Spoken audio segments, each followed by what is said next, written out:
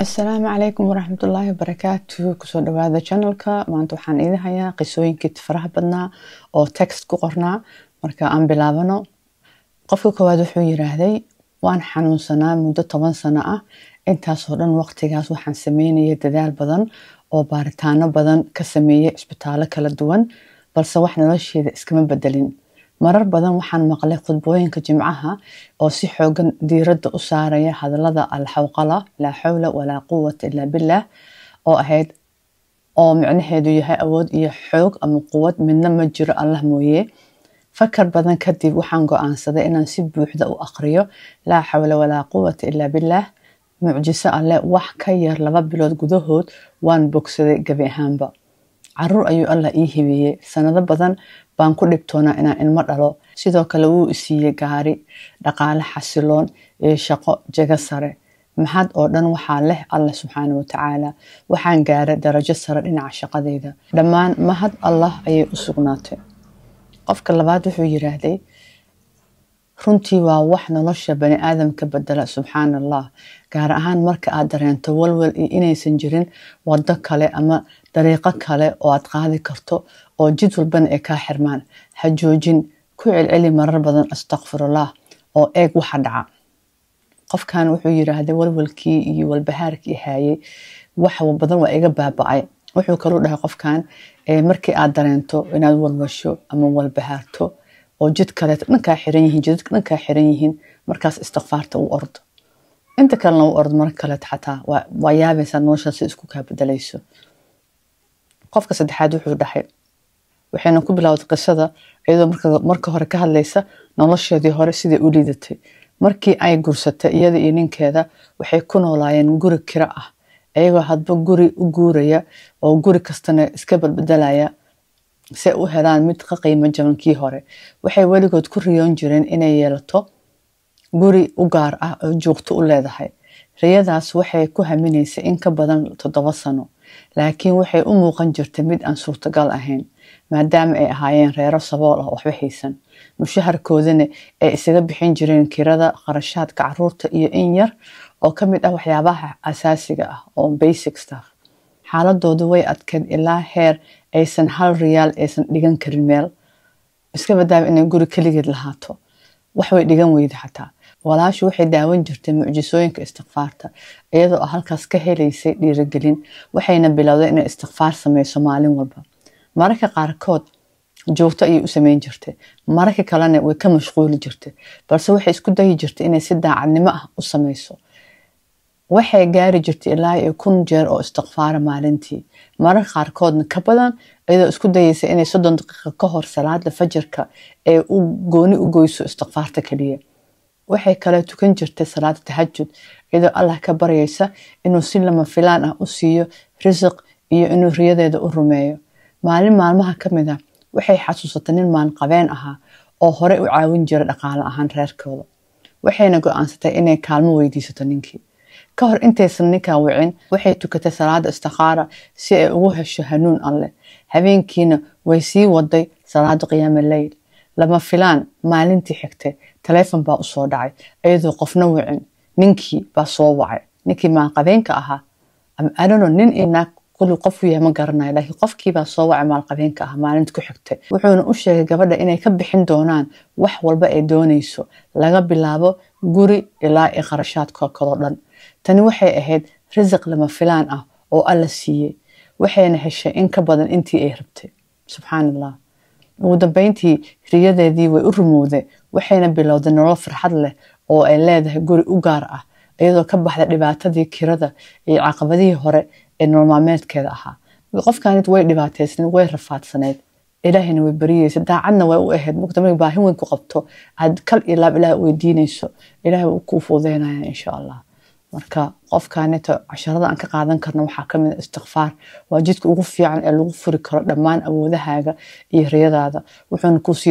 Allah wuxuu ku siin doonaa risiq ka baxsan xadkaaga fikirka. saa u fikiraysa in ka weyn ayuu ku siin doonaa. ka dhig istighfaar caado maalinle ah, maalin walba samee adigoo leh sabir iyo joogteyn. qofka afraad wuxuu yiraahday waxaan idin dhihi karaa oo kaliya arrintan way shaqaysaa.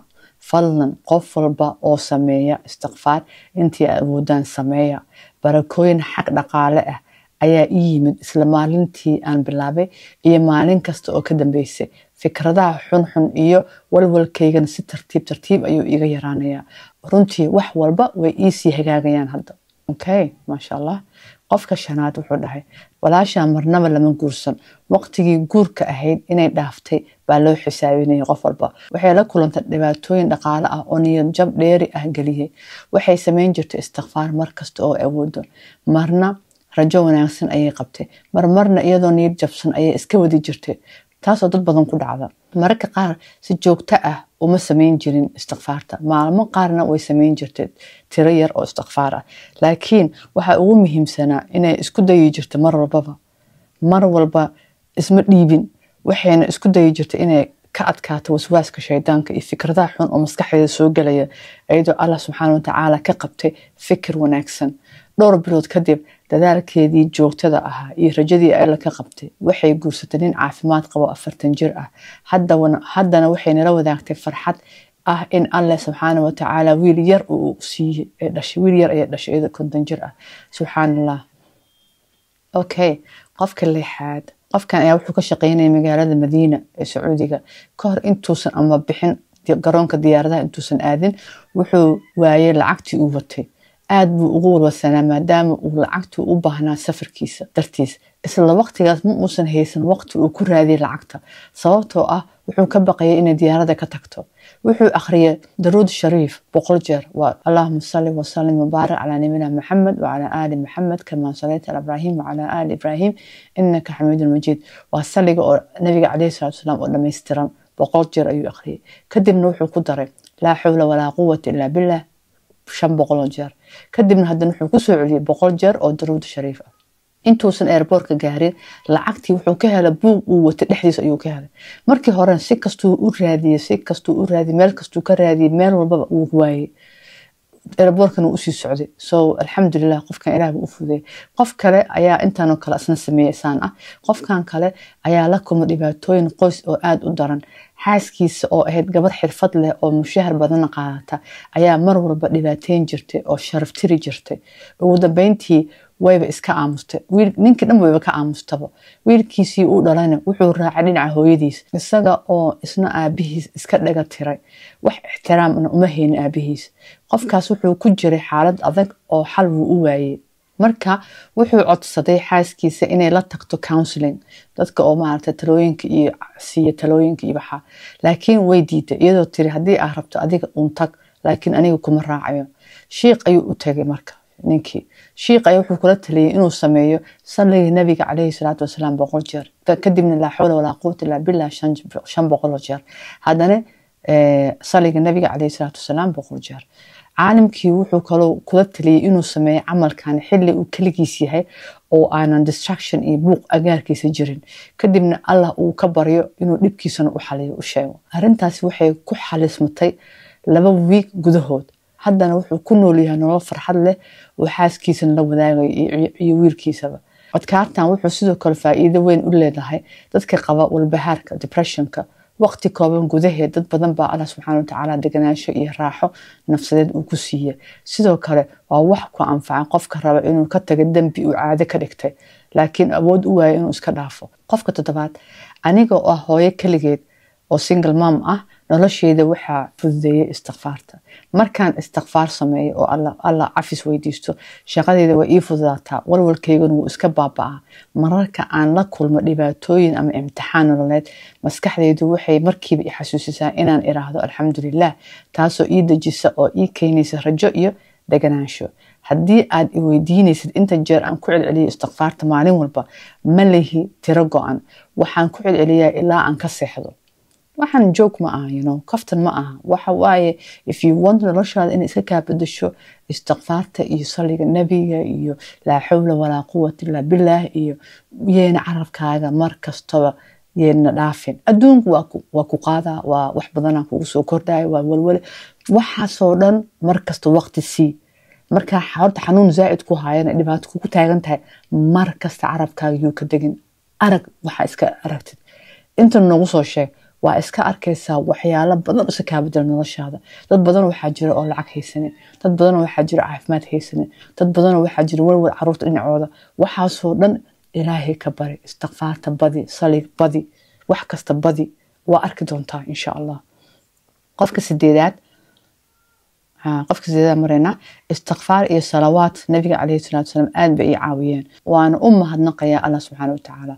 waan doonayay inaan joojiyo, waayo si joogto ah ayaan u samayn jiray awal, laakiin wax natiijo ah maanan arag.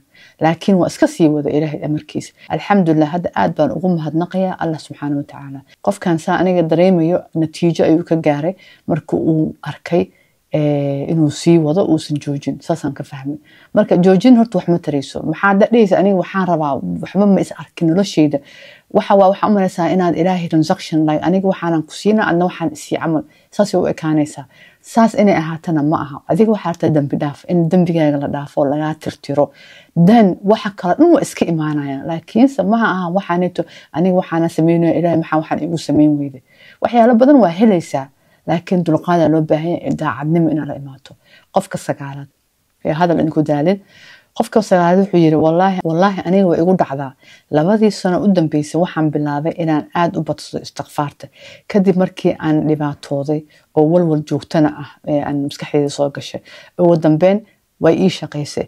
iminkana farxad ayaan ku jiraa badan, farxad aad u badan ayaan ku jiraa. qofkaneeto walwal lacag waxa kama hadlin, wuxuu ka hadlay xasilooni iyo deganaansho iyo walwal la'aan maskaxdaada. taas wax ka muhiim ma jirto. 100 lacag iyo 100 balaayin taas ka fiican. hadaa habeenka si fiican u soo kacaysid, hadaa habeenka si fiican u seexanaysid oo si toosan u soo kacaysid wada walwal iyo walbahaar, taas wax 100 malaayin xataa ma siisanaayo. okay, qofka 10aad waa sheekadii ugu dambeysay. wallaahi maanta ayay arintan igu dhacday. maanta waxay ahayd inaan bixiyo dayn, lacagna ma haysan. subaxnimadii ayaan istighfaar bilaabay. subxaanallah, Allah ayaa isiiyay lacag oo aan dhibkayga ku xalliyo isla maalintaas. Allah ayaan xusayay markay mucjisadan igu dhacday. runtii sheekadani waa mucjiso, maasha Allah. can you imagine qofaa dayn lagu dheganaa maalintaas oo dhan wuxuu sameeyay aqoon waaye, markaas wuxuu bilabsiiyay istighfaartii isla maalintii. ilaahay waxba u sahlay, subxaanallah. marka anaga dhibaatooyinka badan haysto, qof walba waxbaa haysta. ilaahay anaga ha naga fujiyo dhibkeena iyo dhibka walaalaheen.